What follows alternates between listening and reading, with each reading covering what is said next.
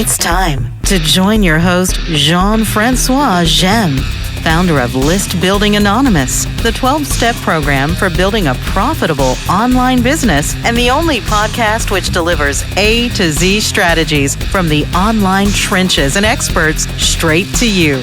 Hi, my name is Jean-Francois and I'm a list builder. I want to welcome you to today's episode where we'll go over the step 1 of the 12 steps program for building a profitable list. I'm really excited to start with this 12 steps program. And the first steps is we admitted that we were powerless over our past struggles, and we decided to strengthen our mindset. So in this episode, we'll focus on 3 things. The first one is what we often hear or read online, which is all the concept of being all in. The second part would be the limiting beliefs. And the third part is something I like to call the 2%ers. So coming back to being all in, unfortunately, I've seen too many times people that claim to be all in because they, in one way or another, they get their business up and running by financially paying whatever was needed to start their business. And sometimes these are big amount. We're talking about maybe 5,000, 10,000. Sometimes it can go up to 20 or even $30,000. Lots of time it's a big move that these people are doing, but it kind of be being all in financially. But there's more to it. And in fact, in my experience, it's being all in financially, but also, and probably more important, is being all in mentally. And that's where we decide that we're all in our business no matter what, because I've seen many people, and I've been one to be that way many years ago, where, I would be all in financially, but I would say things to myself, I'm going to do it maybe for 3 months. At another point, it was for 6 months.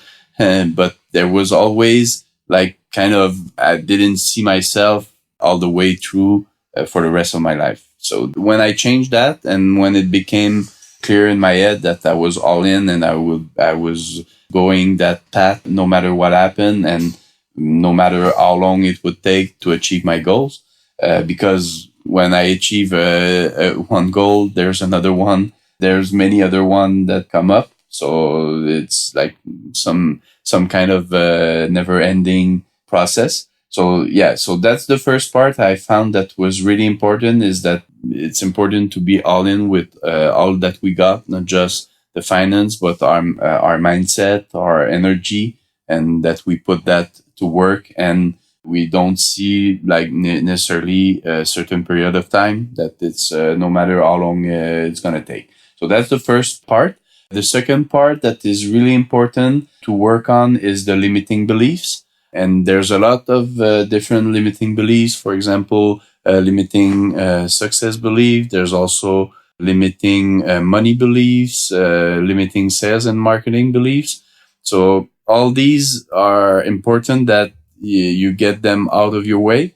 We often heard that we need to take ourselves out of the way. That's one of the main things to put aside, is our limiting beliefs, because I'm a true believer in the fact that our beliefs create our reality. I've heard something that I stuck with since then, and it was from Danny Johnson. It was 7 or 8 years ago. And there's a concept that I truly live by, is that whatever we focus on is what we get good at. And so if we focus on negativity, we're going to be good at being negative, or we're going to be good at maintaining even these limiting beliefs or any other negative things. So it's important that whenever there's something negative, that you don't stuck with that, and you, as soon as possible, we flip the positive side of whatever we're going through. And a way to illustrate that is, I like to say, it's to transform the I can't into how can I, because many times I see people saying, oh, I can't do that. For example, I don't have the money or things like that. So, I mean, that may or may not be true. I believe it's not true, but for these people, it's something they think that is true in their life. And so they will say, I can do this thing. I can invest into whatever they're looking to invest in. But the reality is they focus on why they cannot do it, or the fact that they maybe not have the money in their end at that time. But that doesn't mean that they cannot do it in a certain period of time. So that's why I often suggest to people when they tell me I can't do it, I often suggest to try, instead of saying that, say, how can I? So maybe the how can I is not a solution that can happen like this right away or the next day. Sometimes it might take a couple of weeks, a couple of months, doesn't matter. But when you focus on how can we do something, we can have ideas that the fact that instead of saying how can I, if we say I can, we stop the possibility to have these ideas. So I think it's really important that we always try to focus on what's positive, because as I said just earlier, whatever we focus on, we get good at. And I've experienced many times that at some point I didn't know how I could do something, but just the fact that I was focusing on different ways I could do it, there's a solution that came up. So sometimes it was a solution that was an idea I have, but some other time it was a solution I didn't thought about before. But just the fact that I was open to solutions to the problem or the hustle I was going through made the thing possible. So that's really a big topic that we'll come back to eventually. The limiting beliefs. It's really important that we clean our mindset of all these negative beliefs. So that's for the first part. The third part is what I like to call the 2%ers. And once again, it goes back to something I learned from Danny Johnson.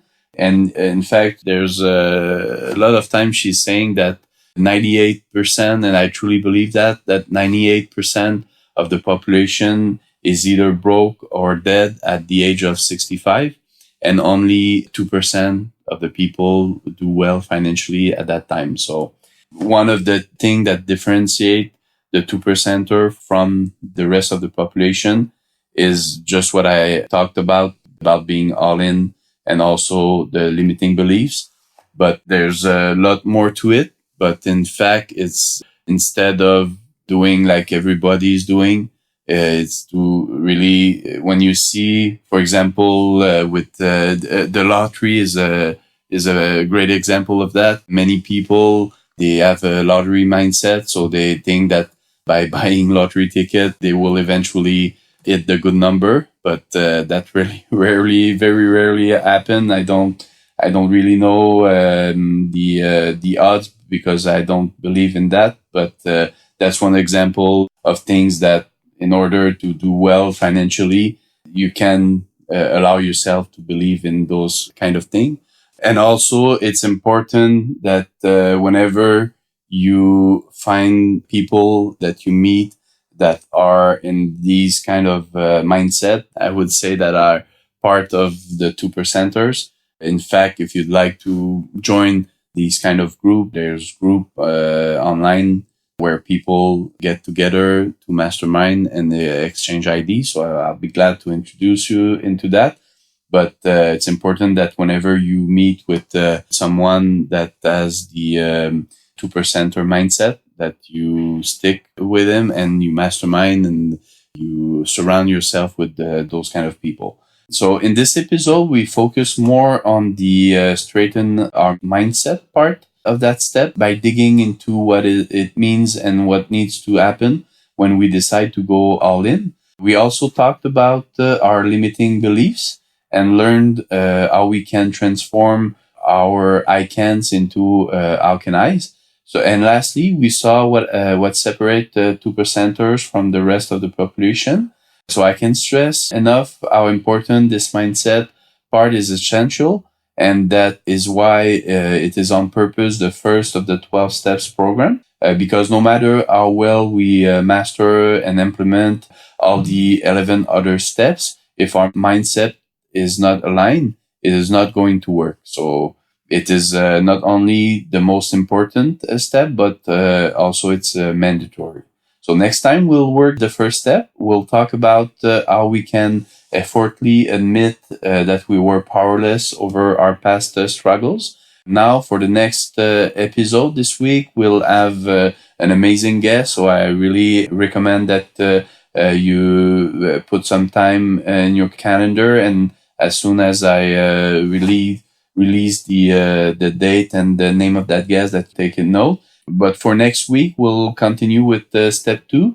That is, we came to believe that we could enlighten the attractive character that we are. And we'll have also another amazing guest at that time. So you don't want to miss this. So keep an eye on your email inbox. And so I want to thank you for tuning in and look forward to lock arms with you and together master these steps. So until then, I wish you an amazing journey. This is thepodcastfactory.com.